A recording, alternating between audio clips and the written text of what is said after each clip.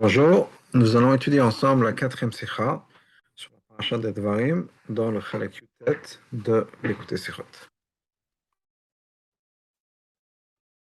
Rabbi nous dit la chose suivante. À la pasuk, Hashem Elokei Avotechem Yosef Alechem Kachem Elef Pamim Mevarech Etchem Kasher Diber Lachem. Le pasuk nous dit, ce sont les mots de Moshe, Hashem Elokei Avotechem, Hashem, donc le Dieu de vos pères, Yosef Alechem, vous rajoutez Kachem, comme ça la même chose, Elef Pamim, 1000 fois la même chose.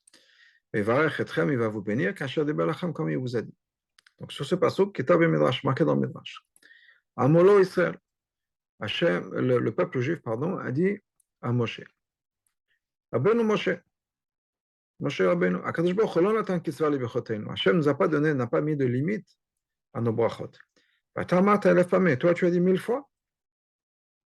Donc tu mets une limite, tu mets un chiffre. Amayim leur a dit, ma shibrachti etchem, meshili birachti. Moi, ce que je vous la bracha que je vous donne, c'est ma bracha à moi, elle vient de moi. Quand Hachem va venir, il va rechetchem, lui, il va vous bénir, comme il vous a dit. Donc ça, c'est juste ma bracha personnelle, c'est pas limité à la bracha d'Hachem.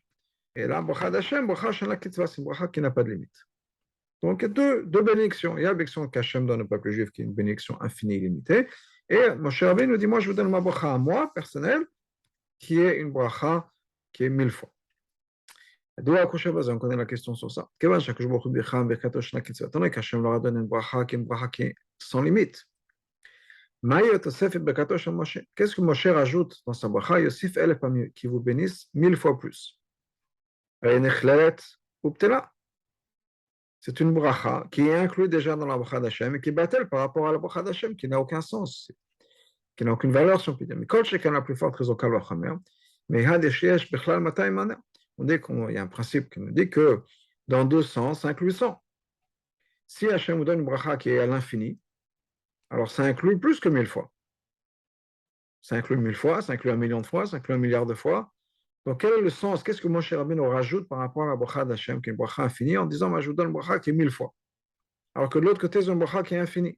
On n'a plus besoin d'avoir une bracha de 1000 fois. Donc ça, c'est une question qui est posée par le Mefarshim. Le Rabbi le ramène à 3, le Mefarshim Rashi, le Sifri, et le Midrash Shabbat, etc. Donc, le Mefarshim Birou, le Mefarshim explique. שהחידוש בקטו של משה הוא, כן, אבל החידוש בברכת משה, שבקטו ברוך הוא אמורה רק בית ישראל מקיימים תורה ומצוות. Que la bracha d'Hachem, elle est effective uniquement au moment où le peuple juif font la Torah et les mitzvot. Par contre, la bracha de Moshe n'a aucune condition. Que les Juifs fassent la volonté d'Hachem ou pas, la bracha de Moshe s'applique. Et c'est quelque chose qui va dans le même sens.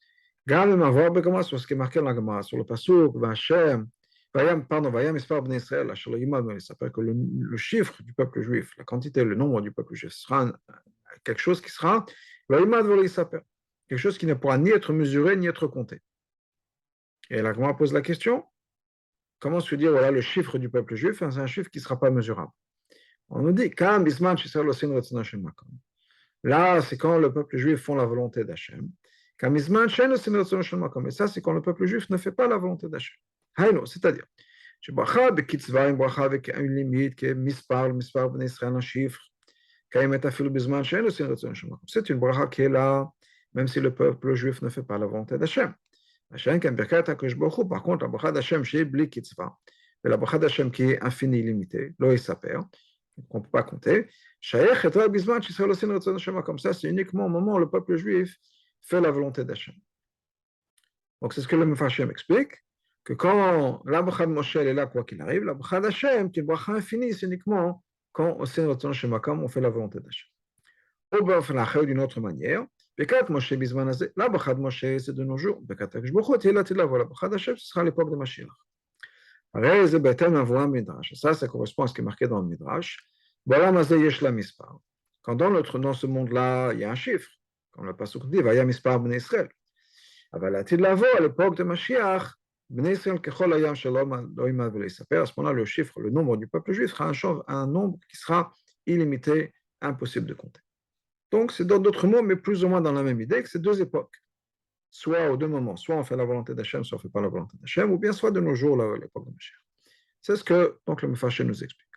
On a le Midrash, par contre, le problème, c'est que d'après les mots du Midrash, on ne peut pas racheter nous dans notre parachement. Mashma, shachilou, ben bet, brachot, torah, bezé, shachat, imesheli, vashnem, shlakot, bochou. Qu'est-ce qu'on voit? Moshe n'a pas dit, c'est à deux moments différents. Moi, je vous la donne quoi qu'il arrive. La bracha d'Hachem, c'est de temps en temps. C'est pas ce que Moshe a répondu. Quand le peuple juif est venu voir Moshe en disant, Moshe, tu ne limites la bracha d'Hachem. Hachem nous a donné une bracha infinie. Toi, tu n'as une bracha qu'uniquement 1000 fois. Moshe a pu répondre, écoutez, la bracha d'Hachem, c'est pas tout le temps. Moi, je vous donne une bracha qui sera tout le temps. Mais c'est pas ce que Moshe dit. Moshe dit non.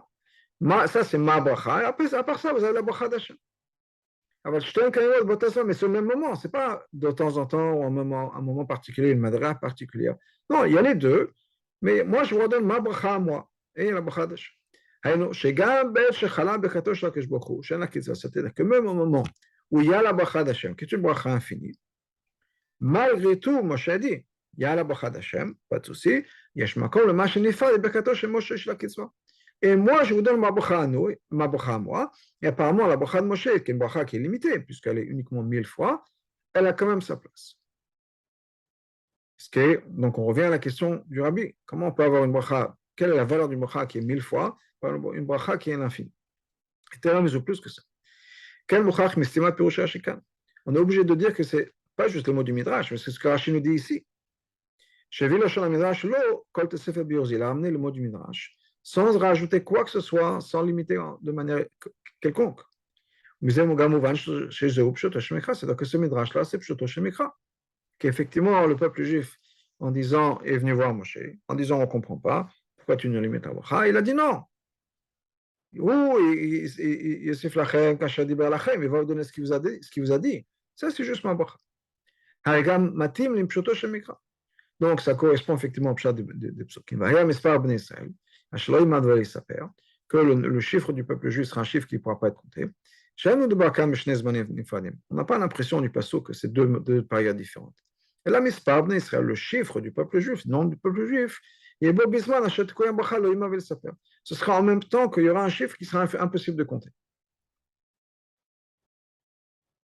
De la même manière qu'on a cette idée qu'on a mentionnée, ce problème qu'on a mentionné, que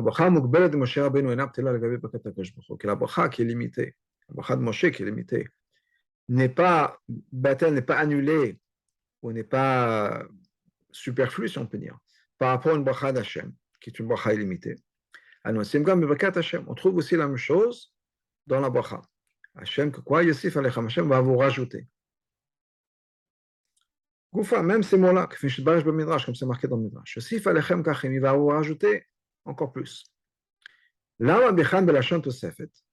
Pourquoi est-ce que Moshe a dit au peuple juif que Hachem va vous rajouter? Parce que la Tosefet de Hachem, ce que Hachem rajoute, elle est encore plus que l'essentiel. Me vient à le Midrash, comme le Midrash ramène plusieurs exemples, quelques exemples. Okay? C'est le mot du Midrash. Donc Hachem va donner une bracha, ensuite Hachem va vous rajouter sur la bracha. Et le Midrash nous dit, c'est Tosefet qui est Yetera Minaka, qui est encore plus la Tosefet, le rajout, il y a encore plus que l'essentiel, la première bracha. Apparemment, ce n'est pas compréhensible. Attendez que la Tosefet, ce que Hachem va rajouter dans la bracha, il y a encore plus que le principal, que la première partie. Pourquoi est-ce que la Torah nous dit que la première bracha est la bracha qui est le ikar, qui est l'essentiel? Les Gaba Tosef par rapport à ce qui a été rajouté. Le Chor, apparemment, étant donné que la première bracha est moins que le rajout, dans ce cas-là, c'est elle qui est secondaire, et ce n'est pas la bracha qui est essentielle. Je vais vous donner un exemple. Le chef dit, voilà, je vais vous donner 1000 euros, et je vous rajoute 1 million. Non, dans ce cas-là, c'est quoi le quart, c'est quoi le rajout? Le quart, c'est le million. Ce qu'on a rajouté, le choix dans notre manière de voir les choses, c'est 1000 euros. Dans ce cas-là, il y a une introduction peut-être, ou une première partie, mais on ne peut pas appeler ça le quart, l'essentiel. L'essentiel, c'est la plus grande bracha, et la tosef, ce qu'on rajoute, c'est ce qu'on rajoute après. Mais de là, on comprend. Que malgré le fait que la tosef d'Hachem, ce que Hachem rajoute, est quelque chose qui est plus important que le écart. Ça ne veut pas dire que ce qui avait avant devient batel, est annulé ou n'a plus d'importance. Adraba, au contraire, les gabettes ça reste le Eka par rapport à ce que Hachem va rajouter. Donc c'est quelque chose qui est plus ou moins la même idée, quelque chose qui est un peu bizarre si on peut dire. On a quelque chose de moins important, de plus petit, soit en qualité ou en quantité, et ça c'est le Eka. Et après il y a le TCF, ce qu'on rajoute, et ça c'est la chose qui est la plus grande. Donc il faudra comprendre ça aussi.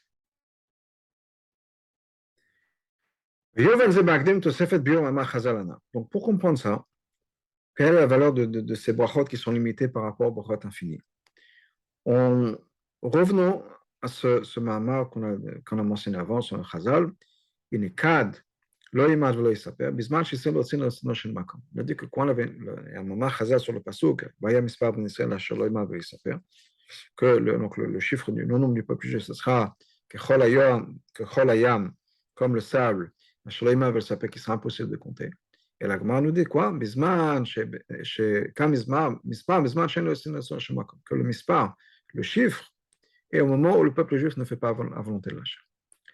Donc, nous dit le Rabbi la chose suivante. Bracha bechlal ba'ad afkadeh avodatam shel Israël. De manière générale, une bracha vient par l'intermédiaire de la voda des efforts du peuple juif. Ou le mail amouvan, donc on comprend. Chez Gama bracha mugbelet, que même une bracha qui est limitée. Vahaya mispar, le chiffre du peuple juif, le nombre du peuple juif, qui est donc limité, il y a un chiffre particulier quelconque, quel que soit le numéro, le chiffre. Le dogmat Begat Moshe Yosef Aleph, ou par exemple par rapport à Moshe, pour revenir à notre paracha. Moshe nous donne bracha qui est 1000 fois. C'est quelque chose qui dépend de la voda du Ben Israël. Mais c'est une avoda qui n'est pas parfaite. Il lui manque un peu quelque chose. Au point, on peut dire que ceux qui font cet effort-là, cette avoda, ne font pas la volonté d'Hachem. Le dogmat Caïn, par exemple, Caïn et Hevel. Caïn. Shevim Enchal Hashem. Caïn a amené un korban pour Hachem. Non seulement il a amené un korban, au contraire, c'était le premier entre Caïn et Hevel, c'est le premier qui a amené le korban. Et après, Hevel a lui aussi ramené, comme le dit le pasteur. Donc il a suivi Caïn. Caïn, c'était le premier. Là, mais quel était le problème? Il n'a pas amené le meilleur de ce qu'il avait à offrir à Hachem, il a amené des choses qui n'étaient pas le meilleur. C'est donc la même chose. Bien que il y a la maladie du korban et Caïn. Donc, on a cette idée-là d'une avoda qui est mukbelet, une avoda qui est limitée, étant donné que c'est quelque chose qui est mesurable, mida ou mispar. Et dans ce cas-là, dans ce cas-là, on ne va pas amener, révéler comme la volonté d'Hachem. Et la volonté d'Hachem, c'est quelque chose qui dépasse les limites, étant donné que ce qu'on a fait, c'est quelque chose qui était limité. Donc on a fait une avoda d'Hachem. Mais on n'a pas été le mal à Miakbalat, on n'a pas dépassé nos limites, on est resté à l'intérieur dans le cadre de nos limites, et dans ce cas-là, le résultat est une bracha qui est aussi ses limites. Alors, limite d'Hachem, mais c'est aussi limité par rapport à Hachem. Donc, ces deux choses-là, mispar, v'loïma, v'loïsaper. Le fait qu'il y ait un chiffre et quelque chose qui n'est pas mesurable. On trouve ça aussi dans un niveau encore plus élevé, encore plus subtil, encore plus raffiné. L'Admor Hazaken explique. Shavodat Hashem b'shlemuta, une avodat Hashem qui est parfaite, mais qu'on considère comme étant mispar, un chiffre qui est mesurable, qu'à l'avodat de Kima Mitzvot, c'est quelque chose qui est l'avodat de faire le mitzvot. Pourquoi? On parle de mitzvot, on parle de tout. On parle d'un tzaddik, si on peut dire. Quelqu'un qui fait toute la Torah, toutes les mitzvot. Pourquoi est-ce que c'est quelque chose qui est considéré mispar? Non, mais mispar yitariak, parce que les mitzvot ont un chiffre. Il y a 613 mitzvot. Et l'autre aussi, il faut voler gros, c'est un chiffre qui est non seulement un chiffre, mais c'est un chiffre qui n'est pas flexible. C'est un chiffre qui est limité, fixe, on n'a pas le droit ni de rajouter, ni d'enlever. Et la même chose, chaque mitzvah, chaque mitzvah a ses paramètres, chaque mitzvah a ses mesurements, a ses mesures. Dans le Mourazaken, il y a une référence ici dans le Tanya de Mourazaken dans la Gata Kodesh, par le tzitzit, c'est Yudbet Gudalin, les tefillin ont une mesure, les tzitzit ont des mesures, les Yamim Tovim, c'est un jour particulier, pas n'importe quel moment. On ne peut pas aujourd'hui manger la matzah ou sonner du shofar, on a fait la mitzvah. Non, c'est un jour dans l'année très particulier, on fait ça. Donc, chaque mitzvah a son paramètre, chaque mitzvah a ses définitions, etc. C'est le vol. Avodah Mugbelet, c'est un service de Hachem qui est limité. Et le loïma, le saper, par contre, quand on parle de quelque chose qui est immesurable, inchiffrable qu'à l'avodat tchouva. On parle de l'avodat de tchouva. L'avodat chez le mal à mishtan shel levagula. Ça, c'est une avoda qui dépasse toutes les limites, qui dépasse l'ordre de la création du monde, parce que c'est quelque chose, on a complètement transformé sa vie. Kamour. Donc, qu'est-ce qu'on a? Donc, encore une fois, de manière encore plus raffinée, plus rouchne, etc., plus élevée, c'est que on parle d'Avodat Hashem. On parle d'Avodat Hashem qui est une Avodah peut-être parfaite, mais c'est limité. Et donc, le résultat, une bracha qui va être limitée. Kamour, comme on a dit, le sens simple du pasuk, que le chiffre de Ben Israël sera un chiffre qui sera incontable. Ou she'en et le betin et ce n'est pas deux choses différentes, deux époques différentes. Et la mispar atzmo ofen de l'ima le saper. Le chiffre lui-même est un chiffre qui n'est pas mesurable, qui n'est pas chiffrable, si on peut dire. Donc, ramenons ce même parallèle dans l'avodat Hashem. Mispar Eloi Saper, c'est-à-dire une avoda qui est mukbel, une avoda qui n'est pas mukbel, une avoda qui est limitée à l'intérieur de sa nature, si on peut dire, en faisant ce qu'on fait, ce parfait, mais sans sentir de soi-même, ou bien une avoda qui est au-delà de nos limites. Donc, il y a les deux choses. Donc, le chiffre chiffrable, l'avoda des tzadikim, c'est l'avoda des Torah mitzvot, c'est quelque chose qui est aussi lié avec l'Oïsaper. C'est-à-dire, même si le fait que les mitzvot sont effectivement chiffrés, comptés, limités. Malgré tout, avec ces mitzvot et par ces mitzvot-là, c'est à ce moment-là qu'on peut arriver à la volonté d'Hachem. C'est par l'intermédiaire des mitzvot qu'on peut être mamshir, qu'on peut amener ce qui dépasse les limites, ce qui est infini, cet élément d'infini, l'oïsaper. Parce que au bout du compte, quand on parle d'avodat tchouva, c'est pas juste je fais tchouva puis le lendemain je fais plus les mitzvot. Je fais tchouva et donc à partir de maintenant je fais les mitzvot mieux, etc. Donc quelle est la différence? Et de toute façon il faut faire la Torah et le mitzvah. Quelle différence? Quand on fait une mitzvah, il n'y a pas d'amshacha begilou, on ne voit pas, c'est pas révélé, ou disons qu'on n'est pas conscient, ou qu'on ne voit pas, on ne révèle pas un concept d'infini. Pourquoi? Parce que ce qu'on voit, c'est une avoda qui ne dépasse pas les limites. C'est l'akbala qu'on fait tous les jours. Quelqu'un qui, on peut dire un tzaddik, si on peut dire, c'est quelqu'un qui fait tous les jours la même chose. Tous les jours la même chose. Il se lève le matin, il va à la choule, bien sûr, il étudie, il va mettre les tefilines, il mange cachère, etc. C'est sa routine. On ne voit pas le côté blikvul infini ou le côté qui dépasse complètement la nature. Par contre, dans l'avodat de tchouva, alors que clairement, quand une personne fait tchouva, ou quand une personne vit sa vie de telle manière, c'est quelque chose qui dépasse complètement les limites de la personne. La personne était une personne et change complètement sa vie pour Hachem. Donc c'est quelque chose qui est le mal à Makbala, qui dépasse toutes les définitions ou l'identité que la personne avait. Mais là, c'est quelque chose où on voit consciemment l'Oïma veut le saper. Mais en vérité, on va continuer ensemble, en vérité, elle pourrait être tout à fait chez quelqu'un qui n'est pas un Baal Tshuva, dans le sens où quelqu'un qui effectivement qui fait la avoda de Torah mitzvot, mais qui arrive de manière consciente à révéler le concept de Baal Tshuva à l'intérieur de lui. Le concept de Tshuva, c'est-à-dire qu'il n'est pas limité par sa avoda. C'est quelque chose qui va dépasser l'akbalot et quelque chose qui est infini.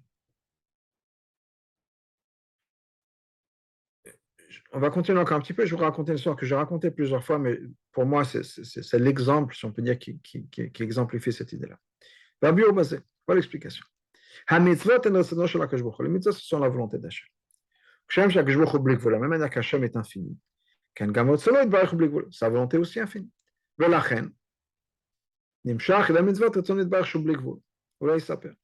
Et donc, par l'intérieur de mitzvot, c'est le moyen par lequel on peut amener et révéler l'infini d'Hachem. Le fait que les mitzvot sont mesurés et limités, ce n'est pas une medida, une mesure, si on peut dire, ou une limite qui a été surimposée de l'extérieur sur la lumière divine qui est amenée par les mitzvot. Comme s'il y avait une réalité, si on peut dire, qui fait que Hachem est obligé de se limiter, parce que sinon, ça ne marcherait pas. Donc, on est obligé, si on peut dire, de prendre en compte une certaine réalité qui limite les mitzvot. Non. C'est Hachem lui-même qui a voulu que la manière, le véhicule pour amener l'infini d'Hachem, l'infini d'Hachem, va passer par ces mesures qui sont spécialement limitées et définies. Hachem a fait en sorte qu'on ait accès à l'infini. Si on fait telle et telle chose, on aura accès à l'infini. Et si on fait changer une petite chose, ça ne marchera pas.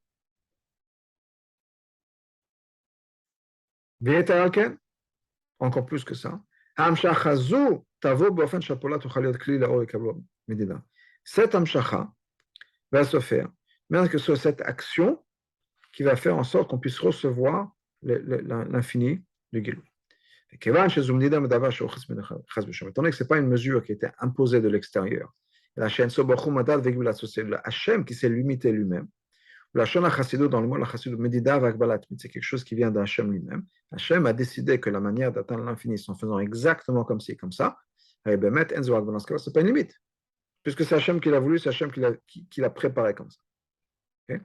L'histoire que je vais raconter, c'est une histoire de Rabbi Zoucher Rabbi Melech, que je vais essayer de faire le plus bref possible, juste pour amener le point.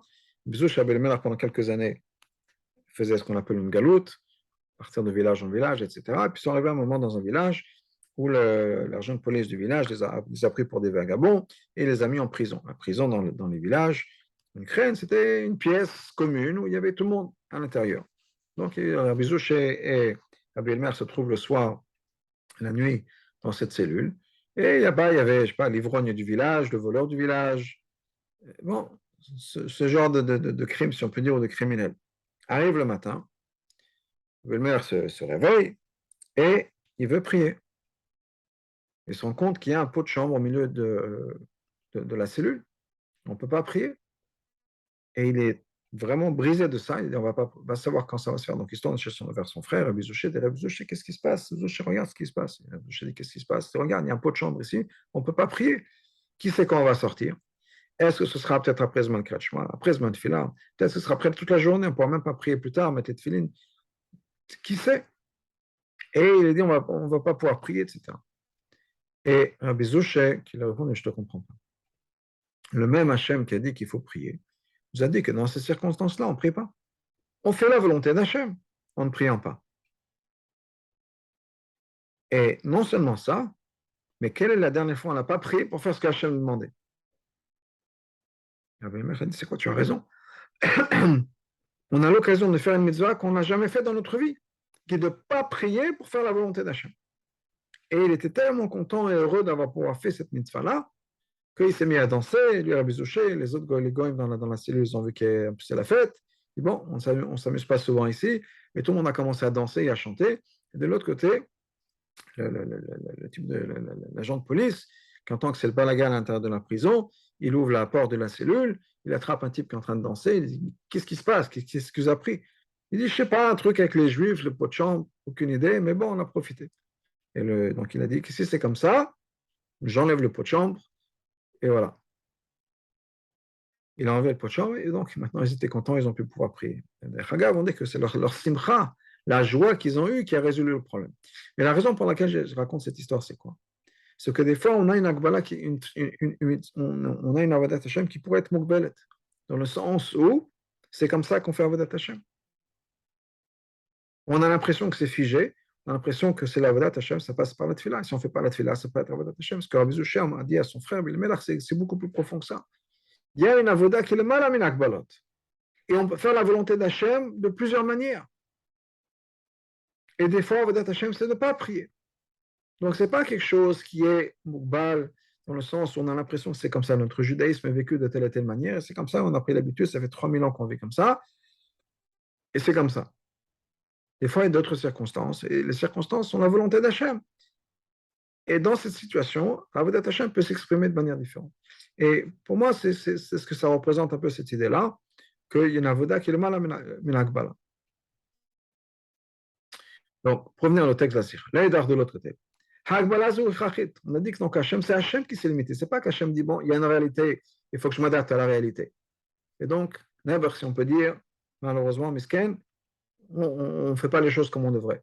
C'est un compromis. Non, c'est pas un compromis, c'est Hachem qui a voulu s'exprimer par l'intermédiaire du Gvoul. Il a dit, si vous faites exactement ce que je vous dis, dans ce cas-là, vous allez amener ma volonté. Un peu comme on dit pour les korbanot, c'est un peu la même idée. C'est quoi l'idée de Reach Nechoach? Nachatruach lefana shamarti venaseret. J'ai un nachatruach parce que j'ai dit quelque chose et vous avez fait ma volonté. J'ai dit daf comme ça. Je veux que ce soit un fil rouge et pas un fil bleu. Pour l'Azazel. Ou dans les tzitzit, un fil bleu et pas un fil rouge. Voilà, c'est comme ça. Pourquoi? C'est comme ça. Si vous écoutez, vous êtes connecté avec Hachem. Si vous dites non, je ne comprends pas, moi je pense que bleu, noir c'est mieux, ou vert, ou jaune, c'est mieux, je pense que pour une raison ou une autre, ce n'est pas ce que je vous ai demandé, dans ce cas-là, vous n'avez pas accès au bleu. Les dards, de l'autre côté, c'est une akbala, une limite qu'Hachem s'est imposée, il a voulu, qui est quelque chose qui est essentiel, qui est importante. On est obligé de l'avoir. Parce que le monde est une metsiout qui est lui-même une existence qui est limitée. Qui ne peut pas s'adapter, qui ne peut pas recevoir une révélation qui est infinie. Parce que qu'est-ce qui sera passé si on a un infini révélé sur Terre? Il n'y aura plus de metsiout, il n'y aura plus de yesh.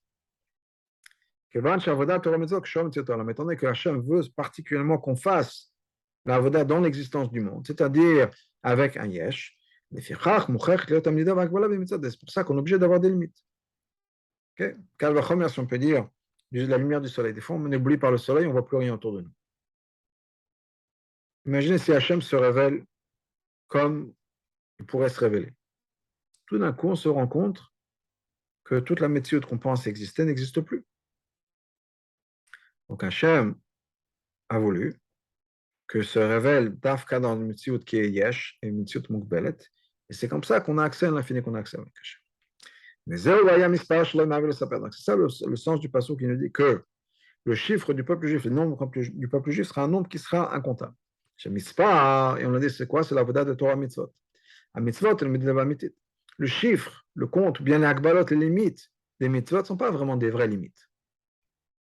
Ce n'est pas quelque chose qui a été imposé qui limite vraiment Hachem. C'est Hachem qui a décidé. Et pourquoi est-ce que ce n'est pas quelque chose qui est vraiment limité en fait? Parce que dans les mitzvot, par cette avoda qui est mukbelet, on a accès à l'infini. On a besoin de comprendre. Que le but des mitzvot, c'est quoi? C'est de pouvoir amener et révéler cette lumière infinie dans le monde. Pourquoi est-ce qu'Hachem a fait la chose suivante? Que l'avoda doit passer par un monde qui est un monde qui n'est pas capable d'avoir cette lumière-là. Et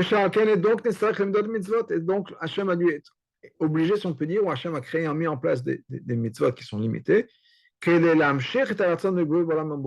afin de pouvoir amener l'infini dans un monde qui est fini.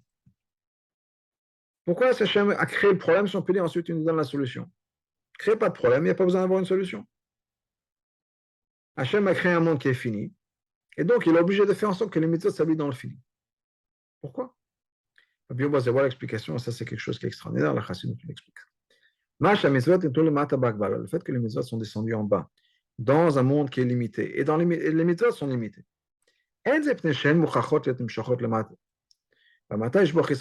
pas parce qu'il faut que les mitzvot soient amenés en bas. Et le bas, c'est problème. C'est quoi le problème du monde ici chez nous? Impossible pour nous de pouvoir nous connecter à une lumière qui est infinie. Si ce n'est pas par l'intermédiaire de mitzvot qui vont passer par des limites. Tzitzit, tfilin, etc. Ce n'est pas parce que si on peut dire c'est un compromis. Il n'y a pas le choix. Parce que notre monde est fini et on a absolument besoin de l'idée de dire ça veut dire quoi? Qu'il faut faire en sorte qu'Hachem arrive, soit révélé ici sur Terre. Nous, ici sur Terre, on a des akbalot, donc il faut que les mitzvot aient akbalot. Non, mais ce n'est pas ça. Parce que le but, et le but ultime, c'est quoi? Ce n'est pas l'infini.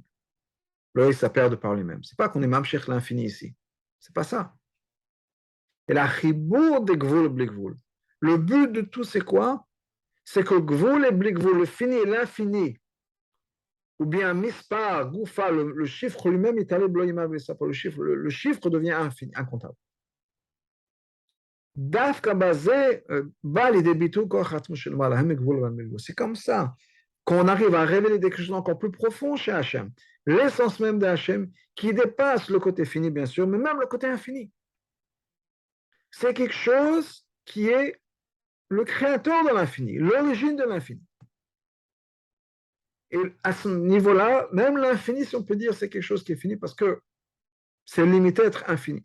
Hachem, le créateur des deux, l'essence même d'Hachem, ne voit pas de contradiction entre le fini et l'infini. Et c'est pour ça que la révélation d'Hachem, ce n'est pas juste de révéler l'infini dans notre monde.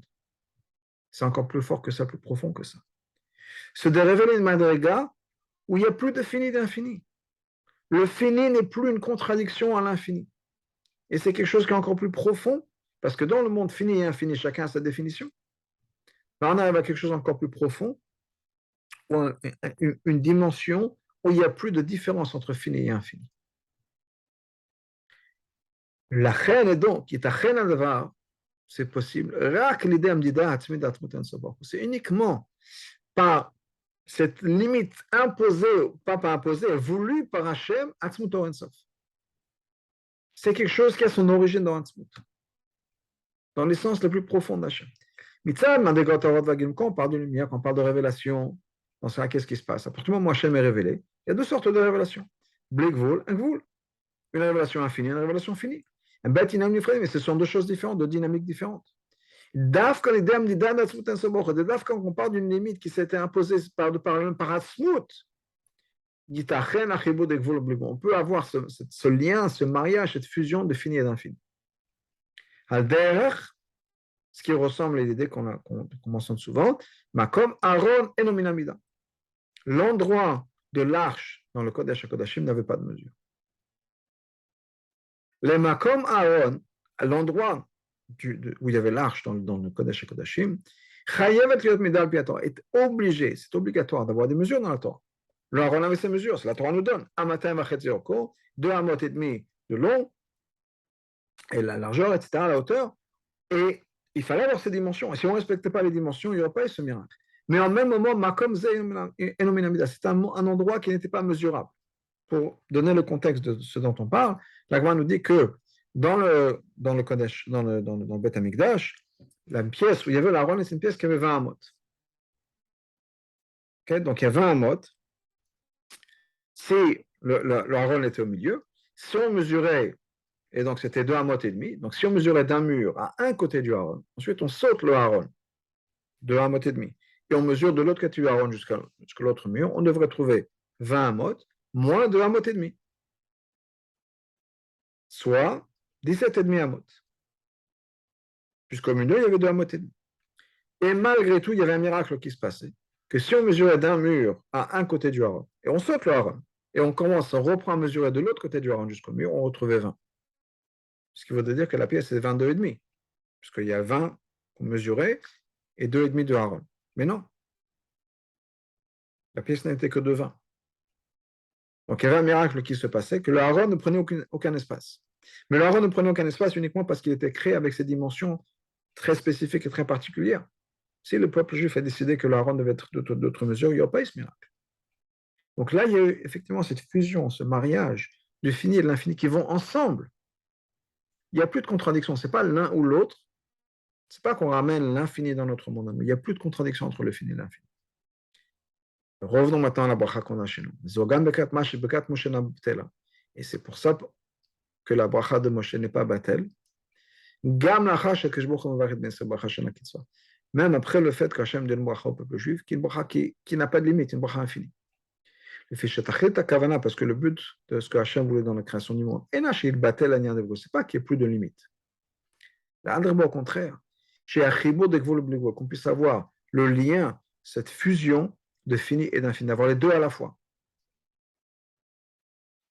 Et c'est pour ça qu'on a les deux à la fois. On a la bracha de Moshe qui est Yosef Alef Pamim, une bracha qui est 1000 fois. Shabriyam Dida Tibetachlit Beshlimut Al-Ribu Elef Pamim, qui est une bracha d'avoir un monde qui est le monde parfait, si on peut dire, parfait, avec une bracha qui est 1000 fois. Et après que Shavua Kadosh Baruch Hu revient à Hachem, dans ça même, dans la bracha de Moshe, on a la bracha d'Hachem qui est une bracha infinie. Chez l'Ora Kribou et Bemida Afsharet Mitzal Gedavri, qui ne fait pas juste énormément, beaucoup plus Mitzal, ce que le monde peut contenir. La Ribou chez nos Kitzva, c'est quelque chose qui n'a aucune limite. On a une bracha infinie habillée dans une bracha infinie, les deux à la fois. Au misé, donc juste pour répéter ces mots que le rabbi nous a expliqué, le Tachlit HaKavana, c'est pas que le monde cesse d'exister. Le monde continue comme il existe. Mais d'introduire une dimension illimitée dans un monde tel qu'on le connaît. Je vais donner un exemple. Il y a plusieurs exemples qu'on peut donner, mais je vais donner un exemple. Dans le monde de la finance, pendant longtemps, l'argent du monde, la richesse du monde, était mesurée en or. L'or a une quantité limitée. Il y a un certain nombre, je ne sais pas, de tonnes d'or qui existent dans le monde. Peut-être qu'on peut continuer à en chercher, on va en sortir. Mais c'est quelque chose qu'Hachem a mis dans la terre. Il y a, quel que soit, même si on n'a pas découvert tout, il y a des ressources d'or, on va trouver encore des tonnes et des tonnes d'or. Il y a un chiffre, quel que soit le chiffre. Et c'est comme ça que la richesse des pays du monde était comptée. On est dans un monde, maintenant, où il n'y a plus de limite à la richesse. On peut créer de la valeur sur des choses qui ne sont plus limitées. Dans notre monde à nous, un monde d'argent, je ne parle pas un monde rouchni, le monde, je ne sais pas. On parle dans un monde qui est très matériel, le monde de l'argent, que ce soit avec les bitcoins ou autre chose, ce genre de choses, les cryptos. On est dans un monde où il n'y a plus de limite sur la valeur qu'on peut créer. On est passé dans un monde où il y avait une limite à la richesse possible du monde, et on est maintenant rentré dans un univers où il n'y a plus. On peut créer de la valeur à l'infini. Dans un monde limité, Moukbal, etc. Encore une fois, je donne un exemple qui est très Gashmi, Khumri, Megusham et tout ce qu'on veut. D'avoir ce côté infini dans le fini, c'est ça l'idée. Et je dis ça parce que plus on se rapproche du monde de Mashiach, plus cet élément-là devient important. Et on est dans une dimension où le monde tel qu'on le connaît atteint des dimensions infinies. Et l'idée, c'est justement ça, d'avoir les deux à la fois, le fini et l'infini qui marchent ensemble, qui fonctionnent ensemble. Et je donne cet exemple, je dis pour voir si c'est quelque chose qui maintenant fait partie de notre vie. Et par ça, on peut expliquer ce que l'arbitre précédent disait. Chez les familles Rabot, très souvent, Haya Aviv, son père, son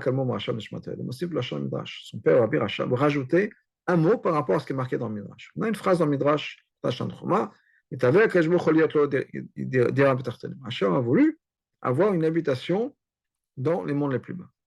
Et le Rabbi Rachab rajoutait Tateva Tidbarech. Liot lo Idbarech, dira Betarteni. Que ce soit pour lui Idbarech, qu'il soit béni, une dira Betarteni. On a besoin d'expliquer. Mais c'est vrai que quand on dit on est le nom d'Hachem, c'est le chapeau, il faut louer Hachem. C'est vrai, on nous dit ça. On ne voit pas chez les Rebbeim un comportement pareil. Quand par exemple on mentionne une Gemara, on parle de Hachem. On ne voit pas que les Rebbeim rajoutaient l'osif tateva tidbarech, rajoutaient le mot idbarech ou d'autres choses. Donc on est obligé de dire il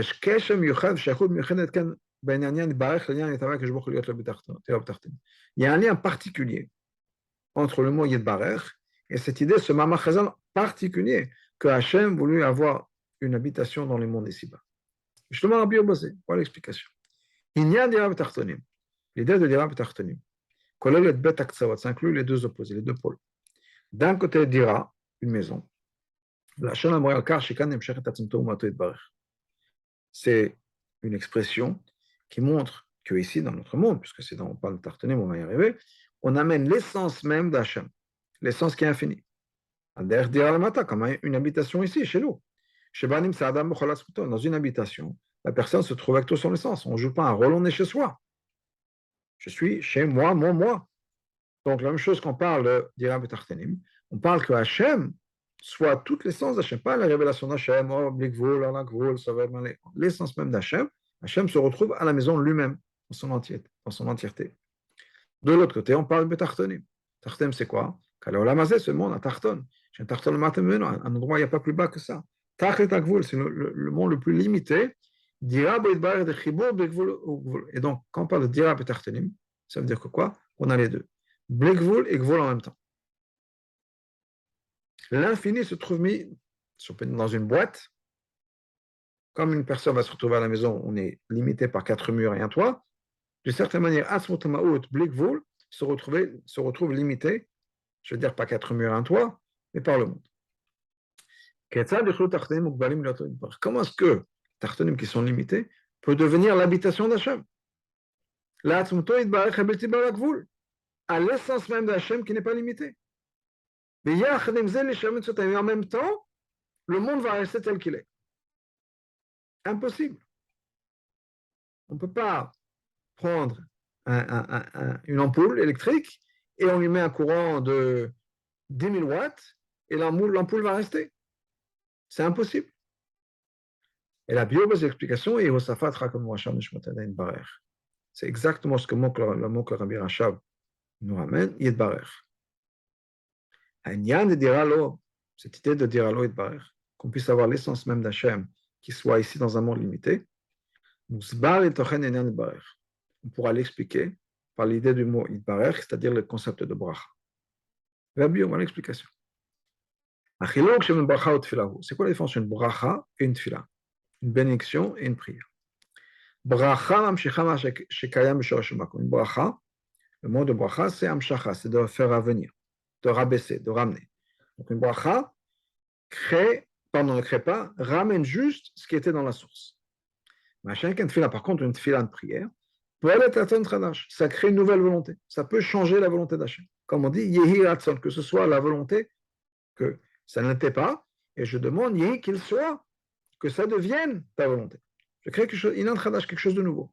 Quelque chose qui n'existait pas. Donc, ce n'est pas que je révèle quelque chose qui est encore là. Je crée quelque chose de nouveau. D'un homme, de chair et de sang. Par contre, quand il s'agit de la bracha d'Hachem, donc Hachem n'est pas limité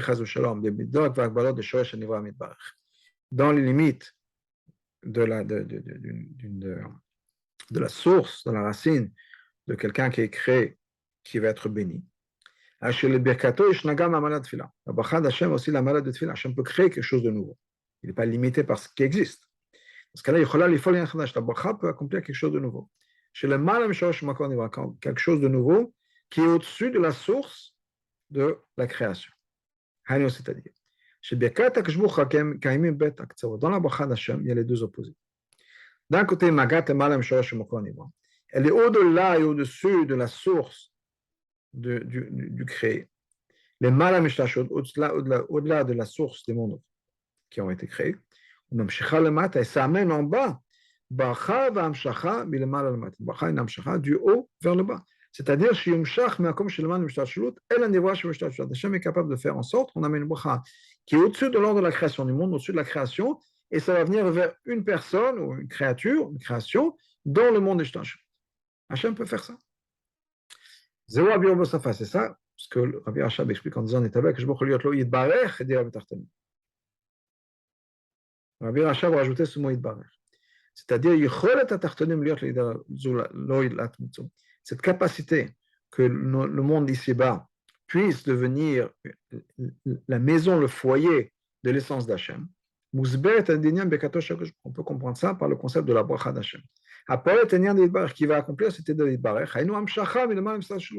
c'est quoi Yidbarech? Qu'il soit nimshach, qu'il soit rabaissé d'une madriga qui est au-dessus de l'ordre de la création du monde, elle torse à l'intérieur de la création. Mais ce n'est pas encore compréhensible. Étant donné que ce lien, cette fusion entre le fini et l'infini.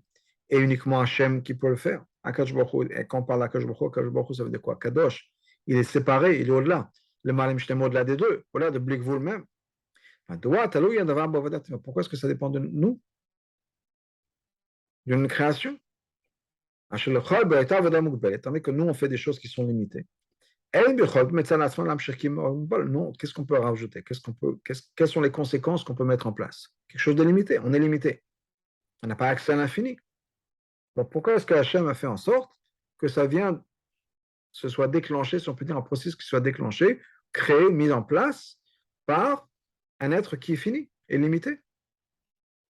La Bible va avoir l'explication, comment comme ça t'explique plusieurs fois. La volonté d'Hachem est quoi? Que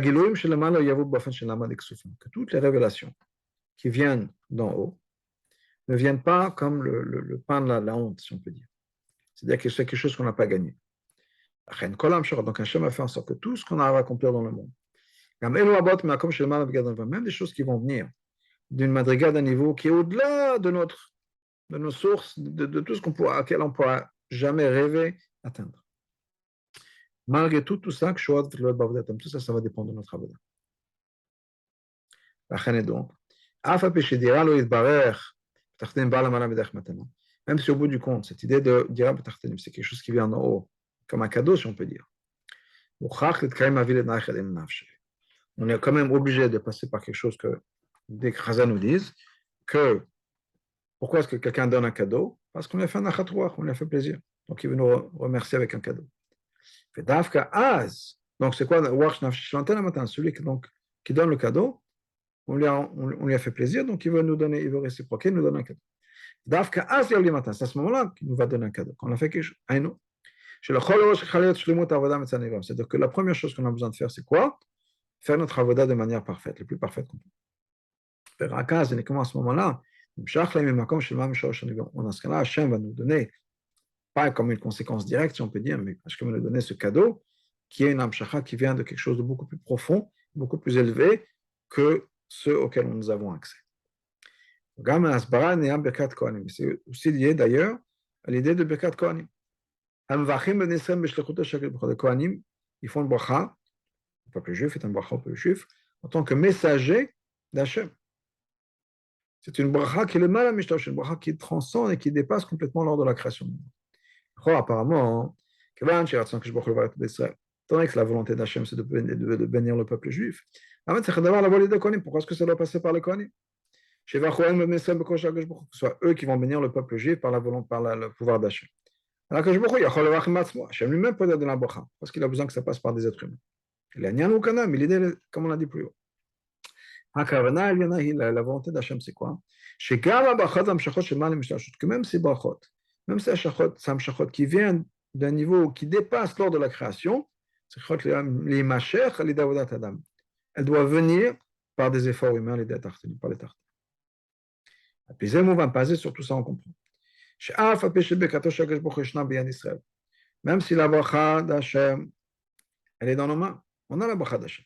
Il y a des bekato chez Moshe, mais quand on a la bracha de Moshe en plus, ça nous amène à notre perfection à nous. Moshe nous aide, Moshe c'est un être humain, et là, on peut avoir ce lien, si on peut dire, avec Moshe, ça nous aide dans notre avoda. Et dans ça, qu'est-ce qui va se passer quand nous on fait notre avoda le mieux possible? Dans ce cas-là, ça va accomplir, si on peut dire, une perfection dans la bracha que Hachem donne, une bracha qui n'est pas limitée, pas qu'il y ait un pain de la honte, pas qu'on n'ait pas gagné cette bracha-là, d'une certaine manière, et donc ça passe par nos efforts à nous, et pour ça Moshe nous aide. On a la bracha de Moshe Rabbeinu, ça nous aide à atteindre la bracha d'Hachem. C'est aussi pour expliquer ce que Chazal nous ont dit, que ce que Hachem rajoute, c'est plus que l'essentiel. On avait dit poser une question aussi, c'est plus que l'essentiel. C'est ça l'essentiel. Quand on nous donne 1 million et on rajoute 1000, qu'est-ce qui est l'essentiel, qu'est-ce qui est rajoute? Le million. Mais si on dit non, Hachem vous donne la bracha l'ikar, c'est 1000. Et Hachem vous rajoute une tosef est aussi 1 million. Ça n'a pas de sens. Le Rabbi explique non. Étant donné que les tartonim vont ramener la tosef par notre avoda. Donc leur bracha, c'est le ikar. l'état meika, parce que c'est ça l'essentiel. Et c'est ça qui va déclencher, qui va mettre en place le fait qu'on a la Tosefet d'Akash Baruch Hu. Donc on a la première étape de la bracha. Ensuite, par notre mérite, par notre avoda, on a accès à quelque chose d'essentiel. Mais les cas, c'est ce que nous faisons. Notre avoda, le dire betarten. Kolanal, tout ça, ou gam enyanim amuflaim chez Pirush Rashi. C'est quelque chose, ça fait partie des choses extraordinaires qu'on trouve dans le Pirush de Rashi. Shevit atochen asifri va midrash amor. Rashi nous a ramené, puisqu'on avait commencé avec ça, le sifri, le midrash. Et donc tout ça, c'est la chassidut, si on peut dire qu'on voit dans Rashi, l'idée que Hachem, Moshe leur a dit, non, moi je vous donne ma bracha, et Hachem vous donne sa bracha à lui. Voilà l'explication de la chassidut, si on peut dire, de Rashi. Mahu, pshuto shemikra pirush Rashi. Quel est le pshat dans Rashi, le pshat simple, à pshuto shemikra. Shekatav, Rashi écrit, שבקדוש לקדוש ברוך הוא קיים להבטחה שאם יוכל איש למנות. הברכה d'Hachem ici, c'est quoi? Est-ce que quelqu'un pourra vous compter? C'est-à-dire que c'est juste une question limite par rapport à quelqu'un. C'est Kishazot, Mimena Davka. Et ça, il rachète le compte, le lit avec le pasouk qui est marqué dans Parashat Balak. Est-ce que quelqu'un pourra compter? Et quand est-ce que c'est? Et comme Rachid nous ramène du Tangoum, ça sera l'époque de Mashiach. Effectivement, dans le Pshat, après ça, d'après Rachid, ce sera l'époque de Mashiach.